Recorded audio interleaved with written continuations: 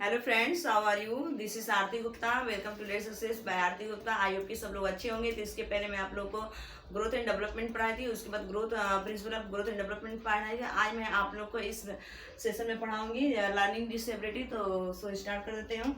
Learning disability को हिंदी में बोलते हैं अधिगम क्षमता। क्या बोलते हैं? अधिगम क्षमता। इसको लर्निंग डिसेबिलिटी बोलते हैं, अधिगम क्षमता।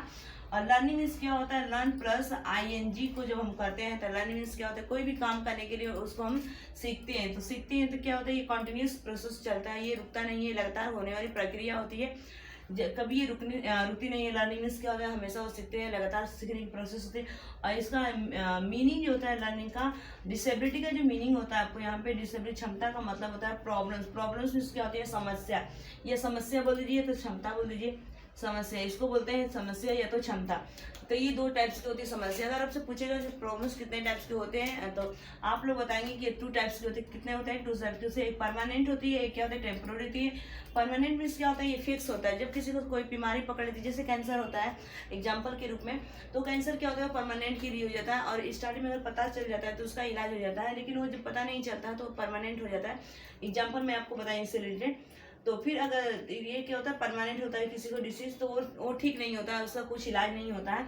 लेकिन हाँ, टेम्प्रोरी क्या होता है? टेम्प्रोरी मीन्स ये क्या होता है? फिक्स नहीं होती है, ये कुछ समय के लिए होती है। जब उसका सपोर्ट दिया जाता है और उसका इम्प्रूवमेंट किया जाता है, जब उसका इलाज किया जाता है, ट्रीटमेंट किया जाता है, तो वहाँ पे क्या किया जाता है?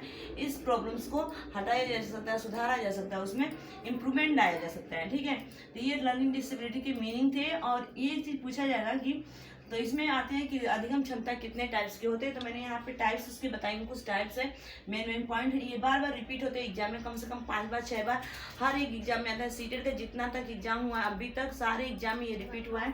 तो सबसे पहले हम लोग डिस्लेक्सिया को हिंदी और इंग्लिश दोनों में ही डिस्लेक्सिया ही बोलते हैं। और अगर पूछेगा डिस्लेक्सिया किस वर्ड से लिया गया है, तो आप लोग बताएंगे कि ग्रीक वर्ड से लिया गया है। ये कब कहाँ के साइंटिस्ट को इसने खोजा था? तो आप बताएंगे जर्मन के साइंटिस्ट ने खोजा था। और किस साइंटिस्ट ने खोजा था? बर्लिन करके एक साइंटिस्ट है, बर्लिन करके एक साइंटिस्ट है, उन्होंने खोजा था। और कब खोजा था? 1887 में इन्होंने डिस्कवरी की थी। किसकी डिस्कवरी की थी? डिस्लेक्सिया की। और कहाँ के रहने वाले थे? बर्लिन, ये जर्मन के रहने वाले थे एक साइंटिस्ट। ठीक है, तो अगर पूछेगा डिस्लेक्सिया किससे रिलेटेड है, तो डिस्लेक्सिया यहाँ पे reading problem is difficulty understanding relationship between the sounds letter and words.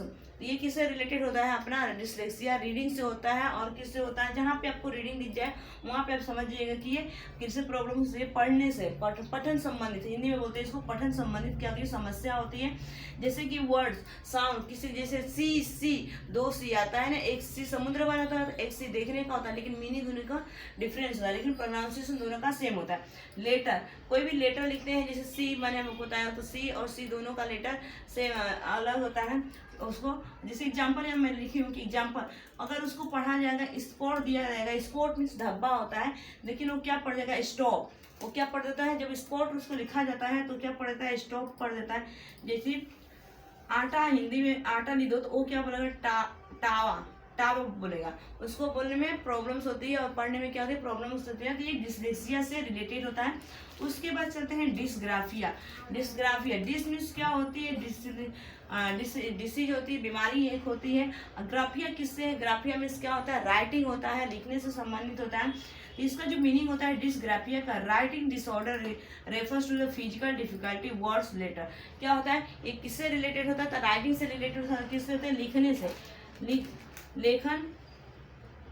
लेखन से क्या होता है? ये संबंधित होता है। और क्या करता है? जब बच्चा लिखता है वो बातें ज़्यादा करता है, लेकिन लिखने में क्या होती है? उसकी समस्या होती है और लिख नहीं पाता है। और जैसे सौ को क्या करेगा? 100 को वॉश लिख देगा। जैसे हम उसको 100 बोलेंगे तो क्या करेगा? वॉश लिखेगा। फिर उसको क्या होगा? लिखने में प्रॉब्लम होती है। उसके बाद हम लोग ने डिसकैलकुलिया में आते हैं। डिसकैलकुलिया किससे प्रॉब्लम होती है, तो ये मैथमेटिक्स से प्रॉब्लम होती है। और ये क्या करता है, उसको बेसिक नंबर तक नहीं आता है, बेसिक काउंटिंग भी नहीं आता है, साइन भी नहीं आता है। जैसे साइन में इसको इक्वल होता है, ग्रेटर देन, लेस देन होता है। अगर किसी बच्चे को 6 साल का बच्चा है, 7 ईयर्स का बच्चा है, अगर इसको ये नहीं आता है साइन आइडेंटिफाई करना, रिकॉग्नाइज करना कि क्या है ये डबल, ये इक्वल है, बराबर का साइन है, ये बड़ा है, ये छोटा है, तो नहीं बता पाता है, तो उसको कौन सी बीमारी होती है, डिसकैलकुलिया का बीमारी होती है। और ये क्या होता है, बेसिक काउंटिंग, जैसे 1 2 नंबर, जैसे असेंडिंग से जाना रहता है तो असेंडिंग से तो चला जाएगा, ऊपर से नीचे आ जाएगा, लेकिन नीचे से अगर बोला जाएगा 10 9, जैसे एग्जाम्पल 10 9 8 7 6 3 2 1, अगर ये उसको काउंटिंग कर दिया जाए कि रिवर्स करके बोलो तो नहीं बोल पाएगा। अगर वही काउंटिंग इसको फिर से बोला जाए कि 1 2 3 4 5 6 बोलो, तो वो क्या बोलेगा, असेंडिंग से डिसेंडिंग जाने के लिए बोलेगा। लेकिन जब उसको डिसेंडिंग से और डिसेंडिंग जाना बोलना पड़ता है तो नहीं पढ़ पाता है, तो इसीलिए उसको कौन सी बीमारी होती है, डिसकैलकुलिया होती है।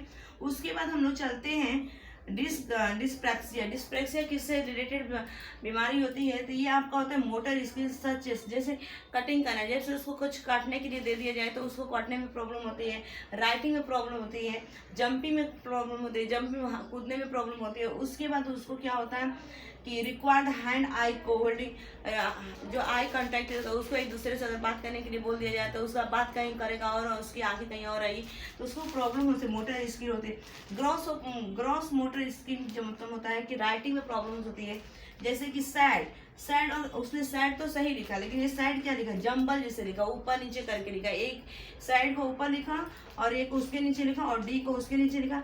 जैसे कैट KT कैट ऐसे लिख देगा, तो ये कोई लिखने का तरीका नहीं होता है, एक सीक्वेंस में लिखा जाता है, एक प्रॉपर सीक्वेंस में लिखा जाता है, तो ये अरेंज में लिखा जाता है। अगर उसको लिखने का प्रॉब्लम होती है तो ये डिसग्राफिया होती है, डिस्प्रैक्सिया होती है। और ये किससे होता है, कोऑर्डिनेशन होता है, वो कोऑर्डिनेट नहीं कर पाता है कि इसको एक सीक्वेंस में लिखा जाएगा, या तो ये छोटा लिखता जाएगा, बड़ा लिखता जाएगा, छोटा लिखता जाएगा, बड़ा लिखता जाएगा, अप डाउन करके लिखता जाएगा, तो ये डिस्प्रैक्सिया होती है। और ये क्या होता है, एक सिस्टमैटिक प्रॉब्लम होती है, वो एक सिस्टम में कोई भी चीज़ लिखने के लिए एक सिस्टम होता है।